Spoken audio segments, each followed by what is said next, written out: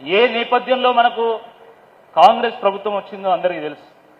2 పర్యాయాల పాటు కేసీఆర్ గారి ప్రభుత్వాన్ని చూసిన తర్వాత ఎన్నో మంచి పనులు చేసినా కూడా ఒక్క అవకాశం వేరే పార్టీకి ఇద్దామని ప్రజలు కాంగ్రెస్ పార్టీకి ఓట్లేసి ఏరి కోరి ఎంచుకొని మరి కాంగ్రెస్ ప్రభుత్వాన్ని తీసుకొచ్చుకున్నారు. 6 గ్యారంటీల పేరు మీద 420 హామీల పేరు మీద ప్రజలను నమ్మించి వాళ్ళ అధికారంలోకి రావడం జరిగింది. మరి 100 రోజులు గడిచిపోయినాయి. ఇప్పుడు 15 ఆగస్టు అంటున్నారు, రేపు 26 జనవరి అనేటువంటి అవకాశం కూడా ఉంటుంది. ఇచ్చిన ఏ ఒక్క హామీ కూడా సంపూర్ణంగా ఇప్పటివరకు అమలు చేయలే. అది 200 యూనిట్లు విద్యుత్ అంటున్నారు, అది అమలు చేయలేదు. బస్సులది అది చక్కగా అమలు చేయలేదు. ఏ ఒక్క హామీ కూడా సంపూర్ణంగా అమలు చేయలే. మరీ ముఖ్యంగా నిరుద్యోగులకు సంబంధించి జాబ్ క్యాలెండర్ని రిలీజ్ చేస్తామన్నారు, దాని మీద కనీసం ఊసు లేదు. జాబ్ నోటిఫికేషన్స్ ఇస్తామన్నారు, దాని మీద ఒక్క ప్రకటన కూడా లేదు. 50,000 పోస్టులతోని మెగా డిఎస్సి అన్నారు, దాని మీద ఇప్పటివరకు చర్చ లేదు. ఉద్యోగస్తులకు సంబంధించి డిఏలు ఇస్తామన్నారు, దాని గురించి మాట్లాడడం లేదు. పిఆర్సీ ఇస్తామన్నారు, దాని గురించి మాట్లాడడం లేదు. రిటైర్ అయినటువంటి ఉద్యోగులకు ఈరోజు బాండ్లు ఇస్తున్నారు, వాళ్ళకి కనీసం బెనిఫిట్స్ ఇస్తున్నటువంటి ఒక పరిస్థితి కూడా లేదు. మరి ఇటువంటి ఈ నేపథ్యంలో ఈరోజు 6 గ్యారంటీలు అమలు కావాలన్నా, 420 హామీలు నెరవేరబడాలన్నా అది కేవలం బీఆర్ఎస్ పార్టీ ఎమ్మెల్సీ అభ్యర్థిగా ఉన్నటువంటి నన్ను గెలిపిస్తేనే సాధ్యమవుతుంది తప్ప కాంగ్రెస్ పార్టీ ఎమ్మెల్సీ అభ్యర్థిని గెలిపిస్తే సాధ్యం కాదు. ప్రజలు ఏరి కోరి ఎంచుకొని మరీ కాంగ్రెస్ పార్టీ ప్రభుత్వాన్ని తీసుకొచ్చుకున్నారు. కాబట్టి ఒకవేళ ఇప్పుడు కాంగ్రెస్ పార్టీ ఎమ్మెల్సీ అభ్యర్థి ఓడిపోయినా, ఎట్లా ఓడిపోతాడు, ఓడిపోయినా కాంగ్రెస్ ప్రభుత్వానికి వచ్చేటువంటి ముప్పేం లేదు. కాంగ్రెస్ కార్యకర్తలు, కాంగ్రెస్ నాయకులందరూ కూడా గమనించాలి, ఈయన ఓడిపోయినా మీ ప్రభుత్వానికి వచ్చేటువంటి ముప్పేం లేదు. కానీ బీఆర్ఎస్ పార్టీ అభ్యర్థిగా ఉన్న నేను గెలిస్తే మాత్రము ప్రజా సమస్యల మీద గొంతెత్తడానికి ఒకరిని ప్రజల పక్షంగా మండలి పంపించినట్టయితే అని చెప్పి ఈ సందర్భంగా గుర్తు చేస్తున్నాను. తెల్లారులేస్తే ప్రశ్నించే గొంతు, ప్రశ్నించే గొంతు, ప్రశ్నించే గొంతు అని మాట్లాడుతూ ఉన్నారు. మీది ప్రశ్నించే గొంత, ప్రశంసించే గొంత అందరికీ తెలుసు. మీది ప్రశ్నించే గొంత, ప్రభుత్వానికి తొత్తుగా మారిన గొంత అందరికీ తెలుసు. ప్రభుత్వం వచ్చి 5 నెలలైంది.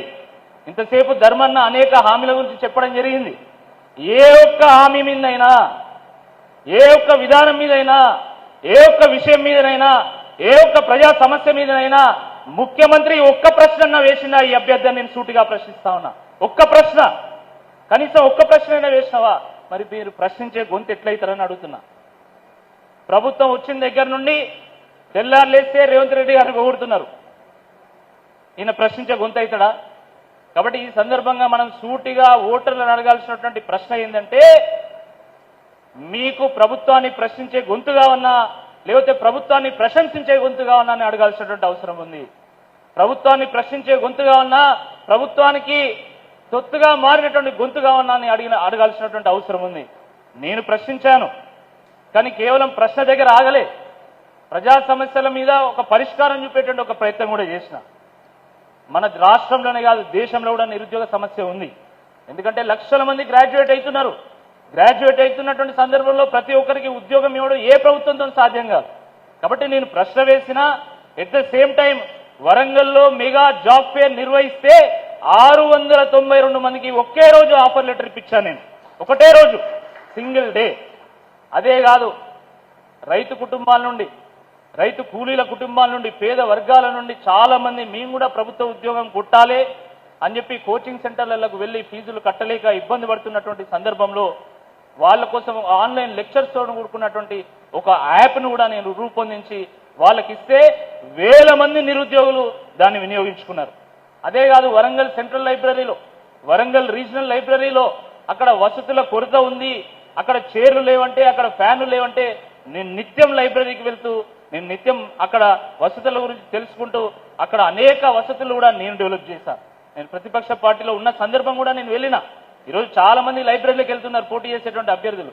మీకు ఓట్లు వచ్చినాయి కాబట్టి మీరు పోతున్నారు, కానీ ఓట్లు ఉన్నా లేకపోయినా నేను నిరుద్యోగ సమస్య మీద నేను ఆలోచించాను, ఎంతో కొంత పరిష్కారం కూడా చూపేటువంటి ఒక ప్రయత్నం చేశాను. కేవలం అదే కాదు, వరంగల్లో వరదలు వచ్చినాయి. వరంగల్లో వరదలు వస్తే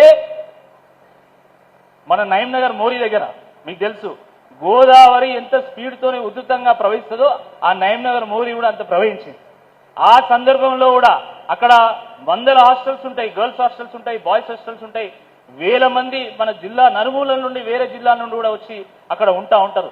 వాళ్ళకి అర్ధరాత్రి అన్నం లేకపోతే నేను నాతో పాటు ఉన్నటువంటి 100 మంది యువకులు మేము ఒక టీంగా మేము చేరి అక్కడ తాళ్లు కట్టుకొని మరి అక్కడ హాస్టల్స్ కు వెళ్ళి అక్కడ వాళ్ళకి ఆహారం అందించినాం.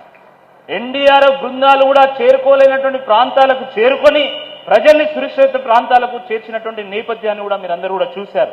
కాబట్టి కేవలం నేను ప్రశ్నించే గొంతును కాదు, ప్రశ్నించే గొంతును పరిష్కారం చూపేటువంటి నాయకుడిని, ప్రజాసేవలో తరించేటువంటి నాయకుడిని కూడా. కాబట్టి తప్పకుండా మీరందరూ కూడా ఆలోచించాల్సిందిగా ఈ సందర్భంగా నేను విజ్ఞప్తి చేస్తున్నా. ఒకవైపు ప్రజలతో మమేకమైతూ ఒక రాజకీయ పార్టీ కార్యకర్తగా ప్రజల అభిమానాన్ని చూరగునేటువంటి ఒక ప్రయత్నం చేస్తూనే ఇంకోవైపు నాకు అందినటువంటి విద్య 10 మందికి ఉపయోగపడాలనేటువంటి ఉద్దేశంతో నేను ఈనాడులో సెంటర్ పేజ్ ఆర్టికల్స్ నేను ఎకానమీ మీద రాసేవాడిని. కొన్ని రోజులు నేను సాక్షి పత్రిక కూడా నేను రాశాను. దాన్ని చూసినటువంటి RC Reddy civil services coaching centre, చాలా ప్రెస్టీజియస్ కోచింగ్ సెంటర్ మన హైదరాబాద్లో ఉంటుంది. వాళ్ళు ఇండియన్ ఎకానమీ మీద, తెలంగాణ ఎకానమీ మీద వాళ్ళు లెక్చర్స్కి పిలిస్తే కూడా నేను గెస్ట్ లెక్చర్స్ ఇవ్వడం జరిగింది.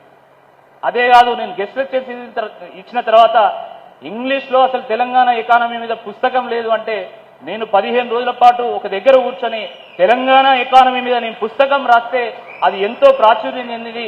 వేల మంది నిరుద్యోగులు దాన్ని వాడుకున్నారు. దాంట్లో నేను రాసినటువంటి అంశాలు గ్రూప్స్లో పరీక్ష పత్రాల్లో ప్రశ్నల రూపంలో కూడా వచ్చినాయని చెప్పి ఈ సందర్భంగా నేను గుర్తు చేస్తున్నా.